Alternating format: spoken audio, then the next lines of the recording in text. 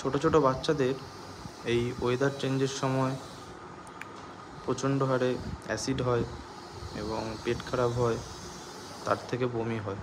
তো বমি হলে আপনারা এই অন্ডেম সিরাপটা বাচ্চাদের দিতে পারেন।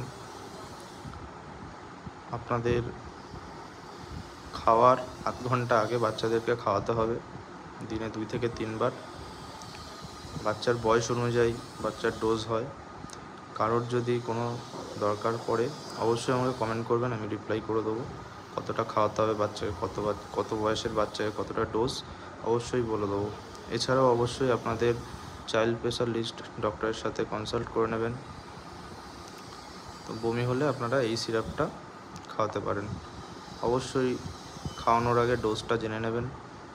তো এরকম আরও ভিডিও পেতে চাইলে আমার চ্যানেলটা সাবস্ক্রাইব করুন এবং বন্ধুদের সাথে আরও শেয়ার করুন, যাতে পরের ভিডিও আপনাদের জন্য খুব তাড়াতাড়ি আনতে পারি।